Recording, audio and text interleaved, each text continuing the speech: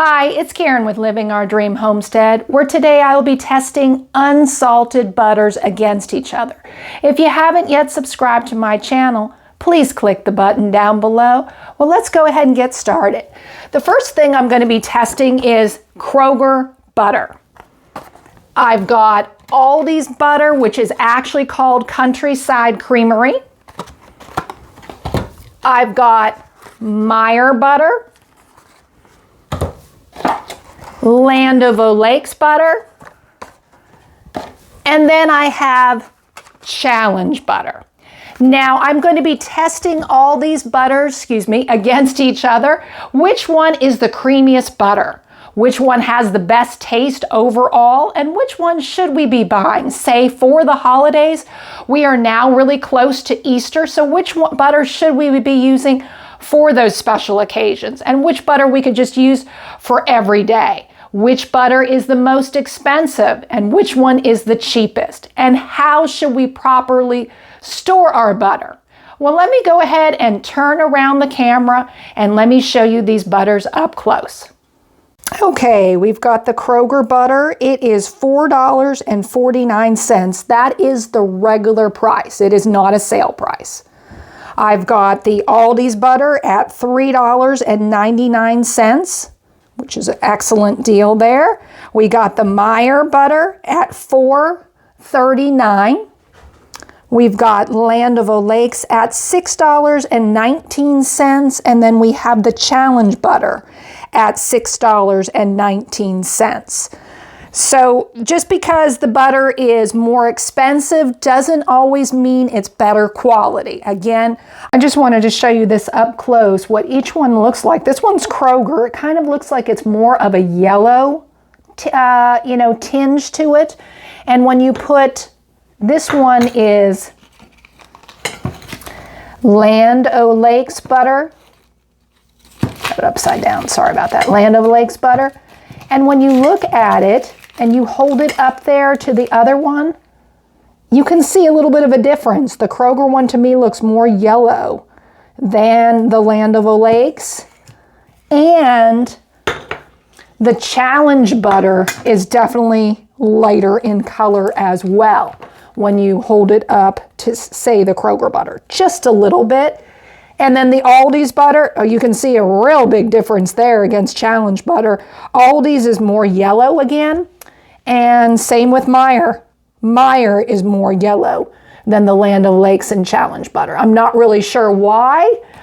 Maybe it's because that's why it's a more expensive butter. Well, let's go ahead and have that taste test.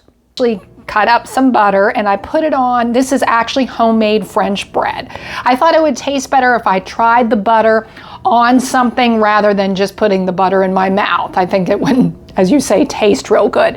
Now, some people honestly probably just use salted butter. The reason why I'm testing the unsalted butter is that is what we usually use in recipes.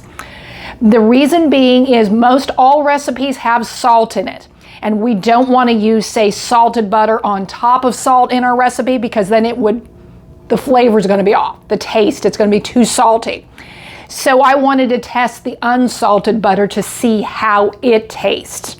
And I'm going to go ahead and try it on some bread here.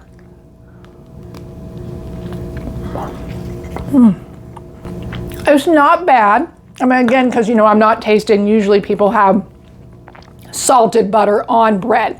It's not bad. I mean, I don't, taste something like wonderful. It doesn't really taste that creamy personally. I probably would give it a 1 in the creaminess, but the taste of the butter is not bad. So let's go ahead and go on to the next one, the Aldi's one.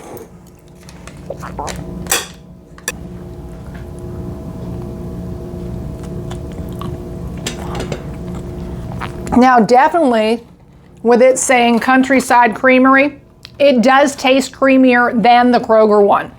I definitely would give this probably about a 4. It does taste creamy more than the Kroger one. Has a great taste. So let's go ahead and go on to the next one. This would be Meyer. Get my cholesterol checked after this, right?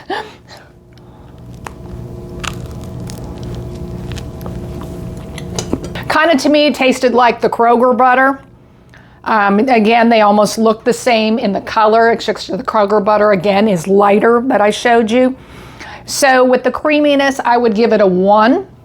I mean, it's not a bad taste or anything like that. It's not horrible, but it's okay. So let's go ahead and do, this would be Land of the Lakes.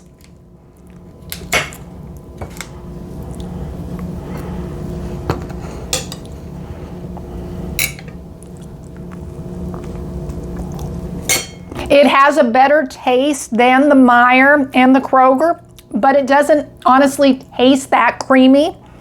I definitely would give it maybe about a 2. It's not as bad as, say, the Meijer and the Kroger. It just doesn't, as you say, the creaminess, etc. So let's go ahead and go on to the Challenge butter. Excuse me.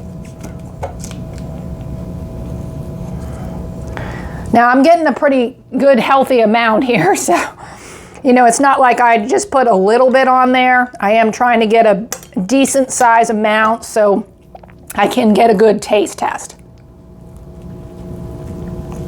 Has a great flavor. It's like the Land of the Lakes with the great flavor and the Aldi's one. It tastes a little bit creamy, so I'd give it at least a 3. But I'm going to retaste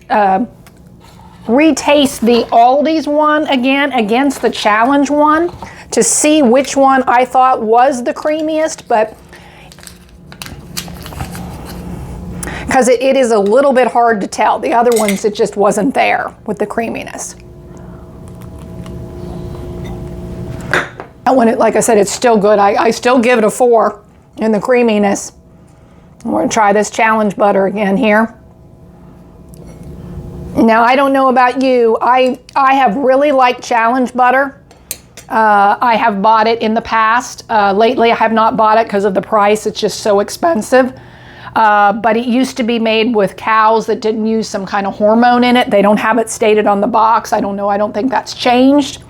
But it's just been an overall, you know, great butter. I think it would be tied with Aldi's. Challenge butter and Aldi's butter to me seem to be the creamiest out of the bunch, so I both would give them a 4 on a scale of 1 to 5, being the creamiest butter. So which butter should we be buying for the holidays? Now again, we should be buying our butter when it is on sale, just because we're going to get the best deal, because you know the Challenge butter at $6.19 for this, that's a little bit hard for a lot of people to get. Now, you know, if you're just doing it for the holidays, yeah, I see go ahead and get this butter because it tastes good. It does taste creamy. To me, it had a better taste than the Meijer and the Kroger and even the Land of the Lakes butter. I think it had a better taste as well. But the Aldi's one being $3.99, again, it is cheaper in price. This tasted really creamy as well. So if you're wanting something, you're making a dish and you're wanting it to taste even more creamier, I'd say between the Aldi's and the Challenge butter, those are the two that I would pick.